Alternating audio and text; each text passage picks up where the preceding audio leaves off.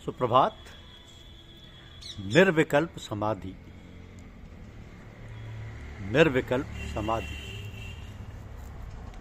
पांचवी मंजिल जिसको सूफी लोग इस्तगना, सन्यासी वैराग्य, योगी निर्विकल्प समाधि कहते हैं, ये आती है।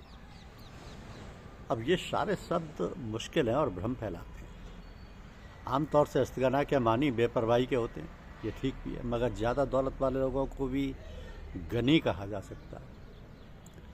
अद्वैत अवस्था एक बड़ी दौलत है, जिसे मिल गई वो गनी हो गया, मालदार हो गया। अभावग्रस्त व निर्धन लोगों में बेपरवाही नहीं होती, गनी में होती है। इसलिए दौलत का घनापन इस्तगना कहलाता है। वैराग्य के मानिए राग का ना होना, मगर वो ना होना नहीं है, ना उसका अभाव है। राग का घनापन हो जाना वैराग्य है, क्योंकि उसी हालत में आकर इंसान तर्क व त्याग के मर्म को समझता है। अब त्याग किस चीज़ का करना है? माना घर छोड़ा, स्त्री छोड़ी, जंगल में आए, यहाँ भी घर है और यहाँ भी वही माया साथ रहती है। इसलिए जब तक राग का घनापन ना हो जाए तब तक वैराग्य नहीं होता। अब राग का घना होना ही सच्चा वैराग्य है। जब तक ये कमजोरी है तब तक कुछ नहीं होगा। अद्वैत के राग का ख्याल पकाया गया, उसमें मजबूती आ गई, वही वैराग्य हो गया। अब उसमें त्याग व तर्क है, तो त्याग व तर्क भी नाम है ख्याल और बयानों की ऊंची तरक्की का। जब तक आदमी कमज़ोर है तब तक शरीर की कमजोरी उसको सताती है। वो इलाज कराता और ताकत देने वाले खाने खाता और शरीर का ख्याल रखता है। मगर जब वो मजबूत और ताकतवर हो गया, कमजोरी जाती रही, तो उसको ये मालूम भी नहीं होता कि उसके शरीर भी है या नहीं। पहले शरीर बोझ मालूम होता था, अब उसकी हालत कुछ और ही है और उसकी तरफ से वो बेपरवाह है। यही निर्विकल्प समाधि है, जिसकी शुरुआत सविकल्प समाधि से होती है। अब योगी सिर्फ उस वक्त तक योगी है जब तक संयम करता हुआ किसी मकसद से मिला है, किसी ध्येय से मिला है और योग की तमन्ना रखता है। इस तमन्ना के घने होते ही वे और कुछ बन जाता है। ऐसा मालूम होता है कि अब उसमें तमन्ना व योग नहीं रहा। इसी हालत को निर्विकल्प कहते हैं।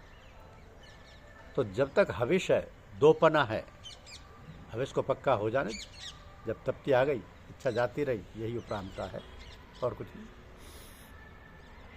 इसी उपरामता को संत मत में महाशून्य कहा जाता है। इसी मुकाम या हालत पर पहुंचे हुए लोग हंस या परमहंस कहलाते हैं। अब जिनमें उपरामता है वे सच्चे अर्थों में दुनिया त्यागी हैं। यूँ तो हम लोगों की निगाह में भी अब भी दुनिया में है, मगर जिनकी दृष्टि सूक्ष्म है उनको दुनिया की तरफ से बेपरवाही दिखती है। सर्व रहना नैस्मत दारन को राहे चार तर्क दुनिया तर्कों को बा तर्क मौला तर्क। यानी मेरा सर नंगा नहीं है, वो चार त्याग की टोपियों से ढका हुआ है। पहले संसार का त्याग, फिर परलोक का त्याग, फिर ईश्वर का त्याग, फिर त्याग के विचार का भी त्याग।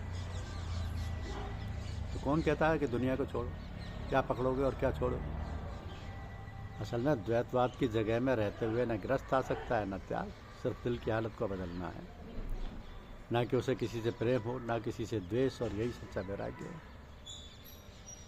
अरे मूड मुड़ाए क्या हुआ, किया जो घोटम घोट, मनवा को मूड़ा नहीं जावे सारी खोट। तो अद्वैत की मंजिल तय करने पर जब उपरामता आ गई और उस जगह पहुँचे हुए की आत्मा खुश हो गई, सारे रगड़े झगड़े दूर हो गए और वह मस्ती में आकर गाने लगे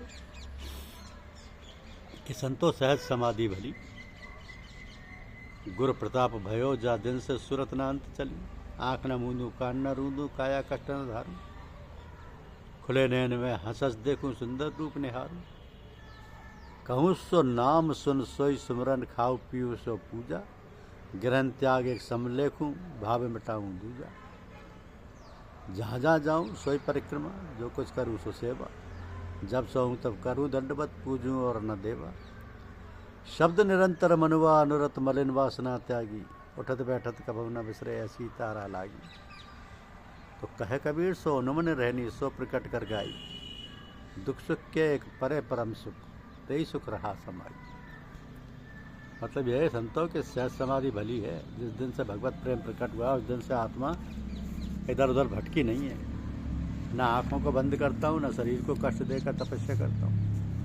आंखें खुली हुई हैं और मैं हंस हंस कर खूबसूरत चेहरे का दर्शन करता हूँ। जो मेरे मुंह से निकलता है वही नाम है, जो कुछ सुनता हूँ वही सिमरन है, जो खाता पीता हूँ वही प्रसाद है। तो मेरी निगाह में संबंध व अलगाव एक जैसे हैं। द्वेष का ख्याल दिल से भगा दिया है।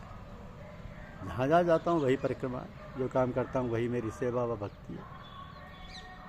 मेरा सोना या लेट जाना ही आराधना उपासना है। अब किसी और देवता की पूजा नहीं करता। दिन रात अंतरी धुन में मस्ती, बुरे विचार आपसे दूर भाग गए। ऐसी मस्ती की समाधि लगी हुई है। कबीर साहब फरमाते हैं ये उन्मनी अवस्था है, जिसे मैंने खुले शब्दों में कहा है। सुख दुख के परे एक और बड़े सुख की अवस्था है, मैं बस उसी में मस्त रहता हूँ। ऐसे लोगों की दृष्टि में मुक्ति व बंधन एक जैसे हैं, ना भरे बुरे ना भले। धन्यवाद। यूट्यूब चैनल को लाइक और सब्सक्राइब अवश्य कीजिए। शुक्रिया।